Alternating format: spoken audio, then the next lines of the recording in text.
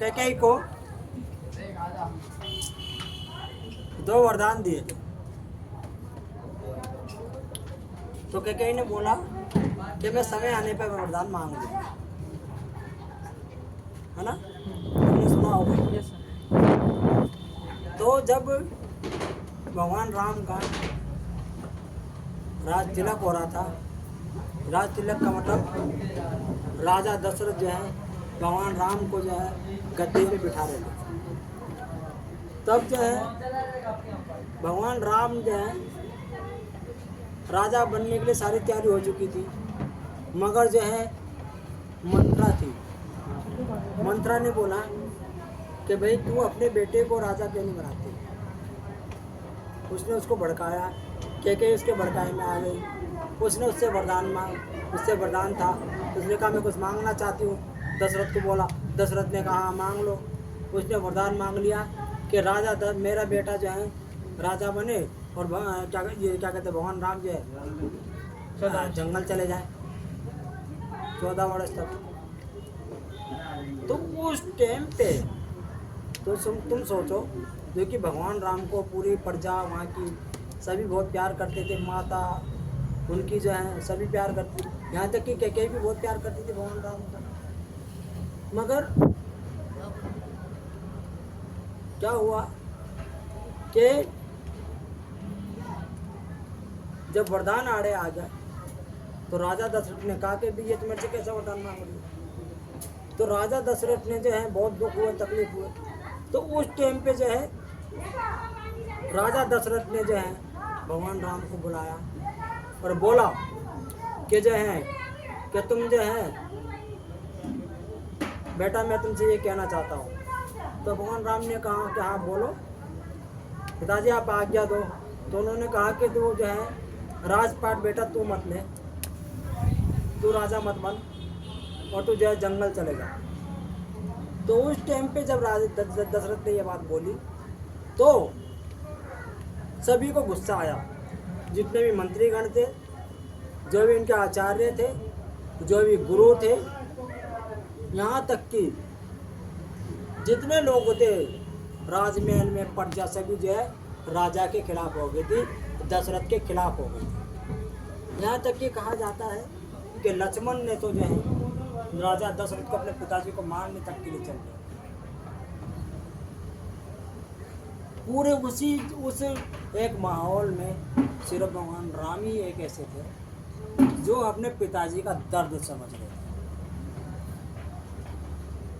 तो कभी कभी ऐसी परिस्थिति, ऐसी स्थिति, ऐसे हालात बन जाते हैं घर में जो हमें लगता है कि हम सबको पिताजी हमारे कुछ ऐसा हम उनके खिलाफ हो जाते हैं, सभी गलत समझते हैं। मगर इस बात पे कोई विचार करता ही नहीं है, इस बारे में कोई सोचता ही नहीं है कि उस पिता के दिल पे उस टाइम पे क्या बीत रही होगी। जब राजा दशरथ ने ये बोला होगा तो ये उनके दिल पे क्या बीत रही थी, ये सिर्फ भगवान राम को ही पता था। और उन्होंने एक बेटे की भांति एक अपने अच्छे पुत्र होने का जो पूरा जो फर्ज भगवान राम ने निभाया। उन्होंने कहा कि नहीं, सबको कहा नहीं, पिताजी का दर्द मैं समझ सकता हूँ और मेरे पिताजी है, जैसे मेरे पिताजी आज्ञा देंगे वैसे ही करूँ। भगवान राम ने जो है राजा दशरथ के खिलाफ एक शब्द नहीं बोला। यहाँ तक कि सबको, चूँकि बड़े थे, सब उनका सम्मान करते थे, तो भरत को, कैकेयी को, सबको चुप करा दिया। यहाँ तक कि और कोई होता तो शायद जो है कैकेयी को या उसको माता को उल्टा सीधा बोलता। तो उन्होंने कैकेयी के भी बहुत जो है पैर छुए और उन्होंने पैर छू के बोला कि माता तुमने जो है मेरे लिए वनवास मांगा, इसमें भी कोई ना कोई विधि का विधान है, कोई बात जरूर है। मगर जो तुमने मेरे लिए जो है वनवास मांगा, मुझे आपसे बिल्कुल भी जो है संकोच नहीं है। और बाकायदा उन्होंने अपनी माता के ना पैर छू के उनके पैर छुए। तो अब तुम ही देखो, हमारे घर में कभी कभी ऐसे हो जाता है ना, पापा लड़ाई करते, झगड़ा करते, दारू पी के आते, ऐसे करते, करते हैं ना पापा, तो क्या उनको घर से निकाल देते हैं? क्या उनको मार पीट देते हैं?